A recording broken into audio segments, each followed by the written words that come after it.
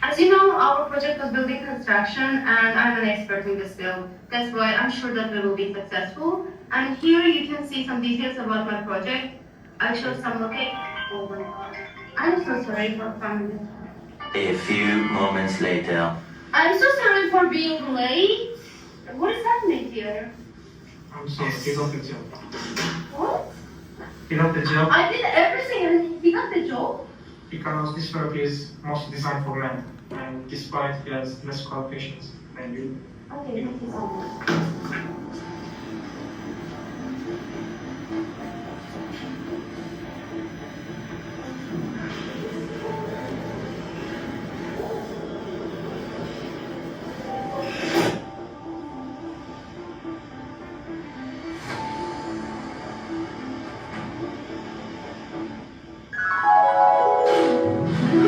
Dad, the interview was terrible. Ne yani terrible? I think I didn't pass. Kızsan sen, özünü kim abla? Okay, fine. Okay.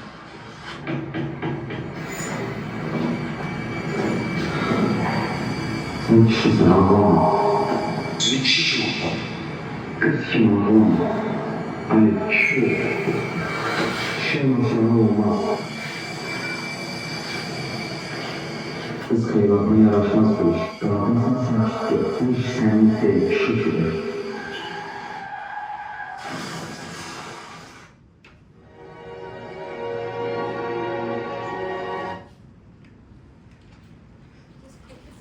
How long was your have you heard Oğlanın uşağı alınmaz. or told a girl dreams are not for her?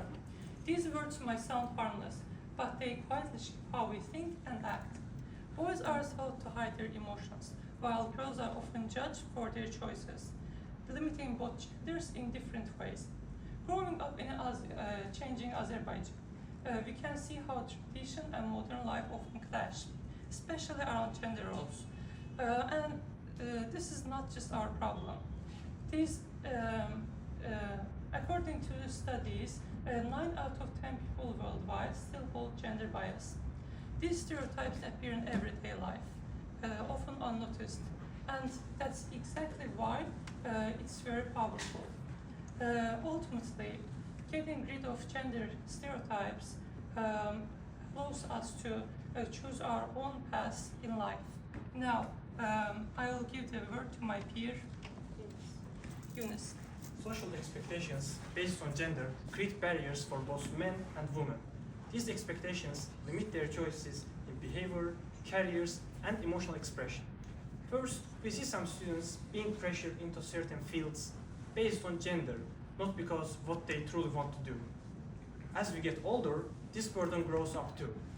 Many women are expected to be successful in their careers while handling most of the housework and family duties, creating an exhausting daily load. As a result, they often tend to change or reduce their career goals in order to fit family life. While women face these issues, men are limited in another way, through emotional restrictions. According to a major study by Priority Group, 40% of men have never spoken to anyone about their mental health issues. The reason is not that they lack the desire for help, but the reason is that they fear appearing weak under these social norms. Without change, women will continue to feel physical burnout, and men will stay under constant mental pressure. As a result, both will have less energy, reduced productivity, and lower focus in their daily lives and work. These expectations are not limited only to strangers. These expectations can be happen to our own family members, relatives, friends, even ourselves. Therefore, as my peer said before, it's essential to overcome these norms for the well-being and the freedom of the community. Now, I am passing the word to my peer Fidan. To address this issue, we don't need the radical changes. We need consistent, realistic actions in our everyday life. First, we must become more aware of our languages. Phrases like kişi xeylağı sensen, ağlama, qadın xeylağına bu yaraşmır may seem small, but they reinforce harmful stereotypes. Even in the interview video, we can see that this affects professions as well. People are more into use fireman, policeman instead of firefighter, police officer. Second, we have to normalize shared responsibility at home. Household tasks, childcare should not be seen as one person's duty. If both gender, men and women, contribute equally, it will increase mutual respect, create stronger and healthier families. Thirdly, support should always be based on ability, not the gender. For example, in the schools, workplaces, people have to be encouraged to follow their talent, their ambition, freely. Mentorship, encouragement, fair opportunities, especially docent leadership, can create more inclusive environment for everyone. These steps can be small, but they are powerful and they work. Yes, research from World Economic Forum shows that societies promoting gender equality experience higher productivity, stronger economic growth, and overall well-being. And you might think that changes can take time, but waiting will not help us.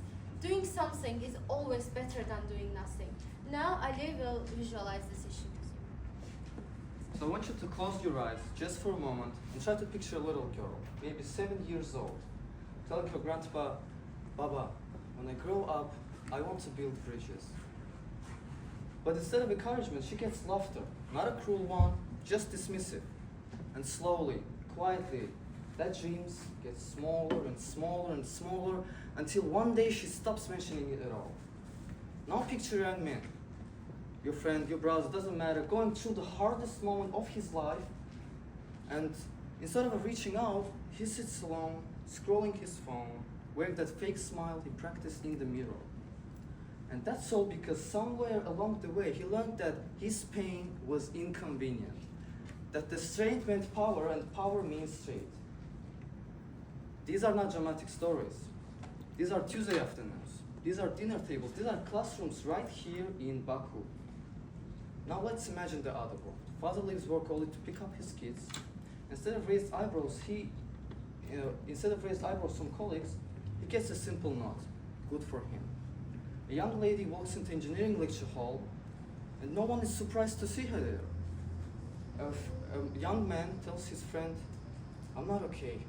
And friend says, me neither. And that world is not fantasy. It is just one decision away. Yours, mine, ours. Because every time we keep quiet when someone makes a gender joke, we hand that stereotype a little more power. But every time we speak up, we take that back. In conclusion, we must remember that subtle sexism is not only a normal part of our culture, but also a barrier that limits both men and women from living freely and reaching out their full potential. As previously noted by my peers, gender stereotypes affect everyday life in powerful ways. Women often face limited opportunities and unfair expectations in family or career roles, while men are pressured to hide their emotions and be strong at all times. These expectations may seem small, but over time they may create emotional stress, inequality, and lost opportunities for everyone. So, what can we do starting today? We should begin changing our own behavior in small but meaningful ways. Support your sister, brother, friend when they choose a path that matches their talent, not society's expectations. Encourage girls to lead and boys to express themselves. Let us raise children who know they are free to be intelligent, emotional, creative, without being trapped by gender roles. If we want truly better world, we stop measuring people by what the culture expects from their gender. We start measuring them by what they can contribute as human beings. So, let us be the generation that breaks this cycle. Let us be the generation that replaces judgment with respect, stereotypes with fairness. Our gender should never be our cage. It should never decide our worth, our future, or our value. The future belongs to people, not stereotypes.